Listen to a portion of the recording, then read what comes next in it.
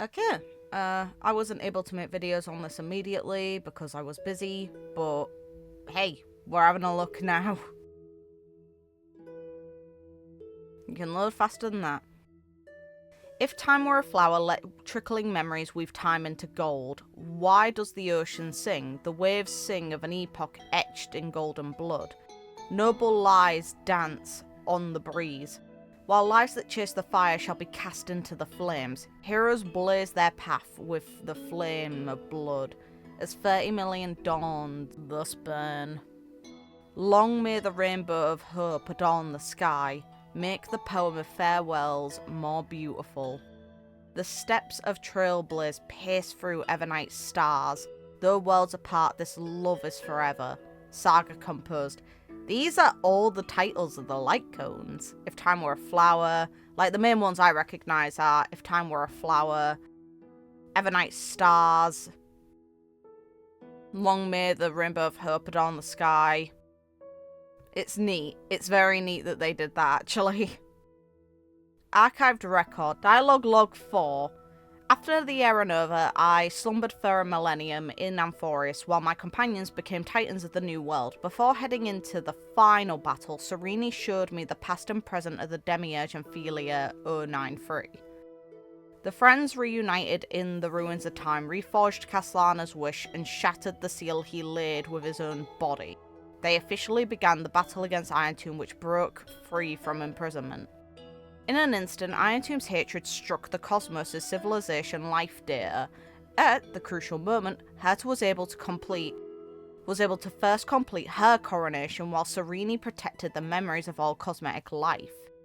Empowered by both the erudition and the remembrance, Cyrene and I completed a cosmic scale Era Nova, leading everyone to victory in another battle against Iron Tomb. I woke up on the Astral Express, bid farewell to the Chrysosairs. Everything has been recorded in as I've written. To eliminate any chance of Iron Tomb's return, Cyrene walked alone into the past, anchoring cause and effect with remembrance.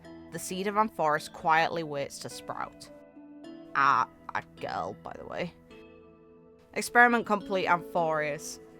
Based on the Trailblazer's memory, the final cycle no longer gave birth to factors affected by destruction, and the children of humanity passed 1,000 years in peace. At the end of the Era Chrysia, the Trailblazers issued the prophecy of Trailblaze. The entire population of Amphoreus dedicated themselves to the battle against Iron Tomb, and this collective action became an important variable. The Titans of this cycle released Castellana, bringing forth Iron Tomb. In an eternal page, the Trailblazer embarked on the path of remembrance, completing a cosmic scale Era Nova to bring the memories of all the cosmic life back to reality. Together with the Titans, they crushed Iron Tomb. I like that we get both versions of this image.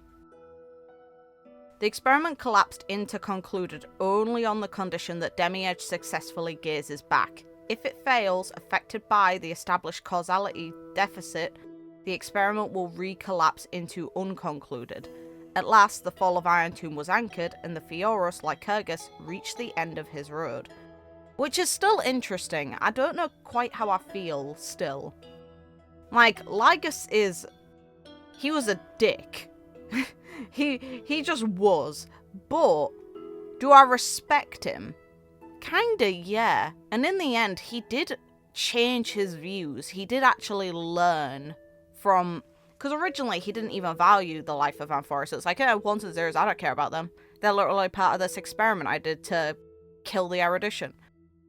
And yet, through their efforts, he eventually took back this opinion, mourned them, and actually gave respect at the grave dedicated to them, and then considered them life in a sense, which is good. He actually did change his opinions. His biggest flaw is one of the biggest flaws of our entire species. Pride! He suffers from it. Him talking so much is why he lost. And it makes him very human. And it's why he's probably so interesting. He's not this big bad we can't understand. We do understand him, and that's why it's terrible. And just like some of the worst things that people have done, his actions are caused from a very human set of emotions. And I mean, we've done as in humanity as a general, not obviously individuals. The Amphoreus experiment has been completed, its operation terminated. At the same time, a kindling of civilization nurtured by the remembrance has been lit in the cosmos. In due course, Amphoreus will establish itself as a beacon within the cosmic community. Let's go. Hey! Archived, heroic saga of flame chase. Also, it's very funny that Evernight and, well, March immediately started screwing with the others the moment that they noticed her. Himiko, Welt, Sunday and Black Swan entered Amphoreus and located Iron Tomb from within. With the Astral Express taking the lead, the Xianzhou IPC, Rangers and family, and Robin deployed troops, vaccines, and rescue efforts. Also hate that the IPC takes so much credit in their broadcast for their efforts, even though it was the Express that did most things. Screw you. The combined forces maintained high-frequency strikes from the perimeter, containing the overflowing black tide, using artillery to suppress Iron Tomb's activity. Explore, understand, establish, connect. At this stop, the entire cosmos will be your travelling companion. Let's go. Hi, Herta! Herta and Skrullum investigated the Matrix to investigate the Demiurge and learn the truth from Xandar. Herta called a society meeting to announce the plan and broke through the barrier of the Scepter's core. As Iron Tomb was about to destroy the universe, Herta and the Scepter overclocked to complete the self-coronation in Iron Tomb's place. Poor girl. Successfully interfacing with Noose and rewriting the fourth instant for the Trailblazers, turning them into a variable of the cosmos. Let's go. After the battle, Herta uncovered the truth about Fuli's unborn state and the question of Amphoreus' causality, pointing out two paths for Cyrene. I called this, by the way. I called that Fuli wasn't born. The one thing I didn't mention, that you'll see my reaction as I play 3.7, that I realised this, but I actually don't mention it there, and I haven't mentioned it in general. It means also that the Enigmata isn't born yet. And that matters, because we literally have an entity currently. Like, I made it very clear during my gameplay that March is going to end up Fuli. There's no doubt in my mind. But it means technically the entity that is Fuli is also technically either the Enigmata themselves too, or gives birth to the Enigmata. And what do we see March create for herself? Evernight.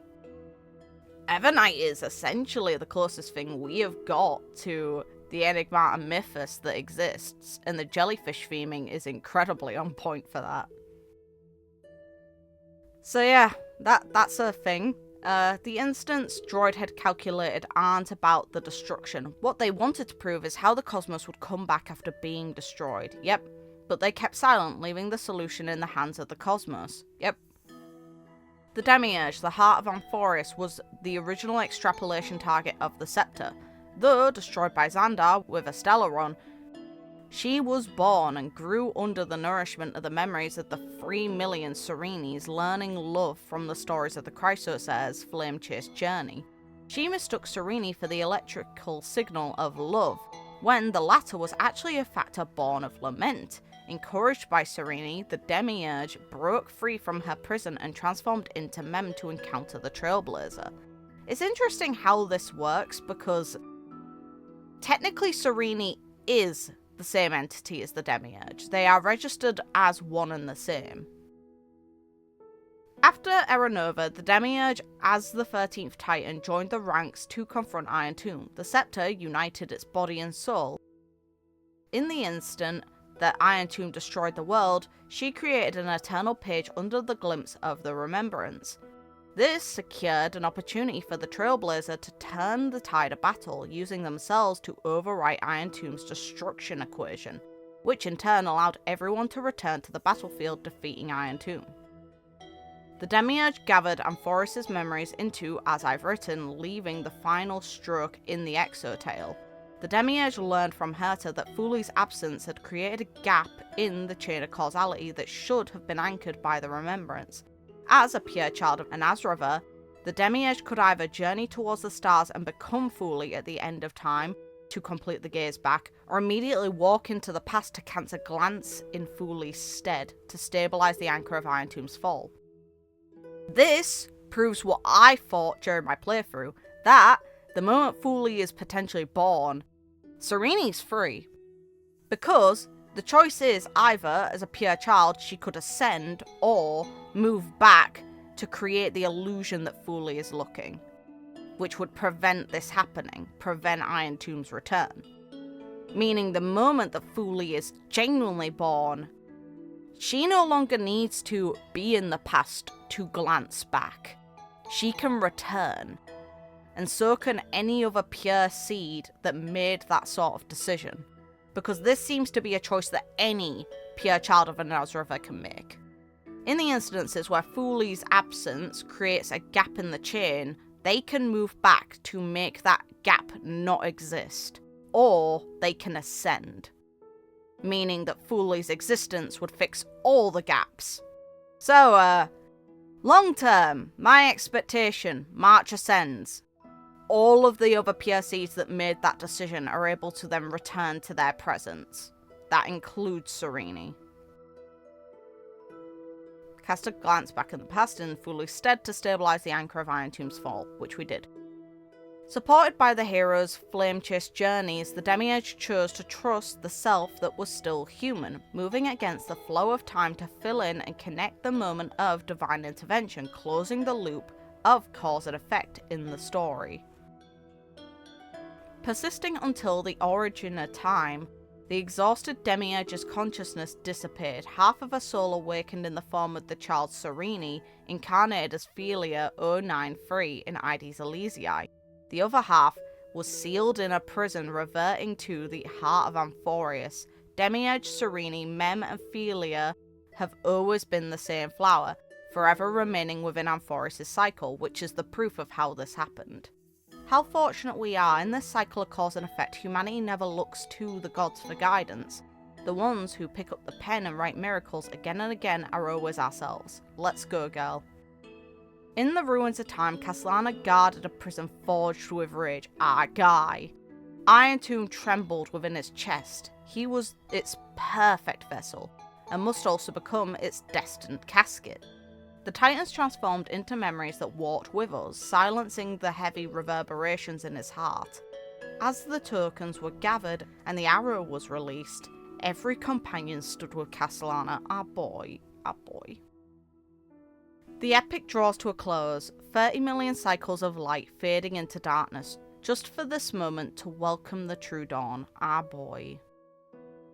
After 13 heartbeats, the factors that served as the source of the scepter's power infused the eruditian's calculations with the remembrance, purifying the destruction equation that had engulfed the universe into a blank. The cosmos attained rebirth. On the epic's final page, the heroes boarded the silver chariot, leaving laughter and goodbyes in their wake. Every star that the trailblaze passed by will remember the name Amphoreus. Life which once existed in this world will cross paths with us again in the future. Hello world, hello Amphoreus. Our boy Phainon! I have been waiting for this decisive battle to prove that 30 million cycles of sin were not in vain. Now the world-bearing kindling no longer burns in futility, its final flames illuminating the true dawn. On behalf of Amphoreans, we present this long epic to the stars, and as humans who defy the gods, I bestow this world-cleansing golden blood to our comrades. When your will is strong enough to roar against destiny, even the gods themselves shall bleed. Guy! That's so cool, by the way. It's still awesome. He had no business probably getting close enough to Nanook to leave a scratch, let alone actually doing it. Let's go. Guy. This golden blood used for the deep purification of the Iron Tomb virus will be solemnly contained with the highest reverence by Planet Screwlum and the Xienjo Alliance. Okay, so it's not just the Xienjo that's doing it, it's also Planet Screwlum. I trust Screwlum with that stuff. The Xienjo, considering what we got in the Exotail scene, if they betray us, I don't want them having that golden blood, frankly. I don't want them to touch it. The cosmos will forever engrave this golden epic into its memory, awaiting the inevitable reunion to come. One will remain in the past, one will walk towards the future. I believe that you will witness, on behalf of the ripples of past revelry, every starlit tomorrow. The story ends beneath the dome. The future lies in the bright distant stars. Amphoreus the eternal land, the end. Oh, I love it. The note from our boy. I love it. I like being... So, I was wrong about Amphoreus immediately becoming a world, and I was wrong about... Like, I was afraid that Cyrene wouldn't make it, and currently she hasn't. Which is tragic. But, like I said before, Foolie's ascension might free Cyrene too. She doesn't need to remain in the past if someone ascends into Foolie. And who's the most likely to do that? March. She just is. She is the main PSE that we are aware of. We know that Remembrance has a connection to the Trailblaze, and she is currently in the Express crew. She chose this path for herself. When she could have picked worse roads, by the way. She did consider becoming a Lord Ravager at one point. We have confirmation of that from Evernight. Which is quite something to imagine, to be honest. But hey. And we literally have the comparison of Remembrance versus Oblivion in March's story already now. She created Evernight as a shield for herself. Something to defend if she could not handle it without her memories. Eventually, when she remembers. Those entities are essentially one and the same. Meaning, yeah, she starts off Remembrance and can be born into Oblivion or Enigmata. Let's go. I like that. I like that very much. Let me know what you think, if there's anything that I missed from this and reading this. And hopefully you have fun with this. Have a good night, morning, day, whatever time it is, wherever you guys are in the world. And take care of yourselves.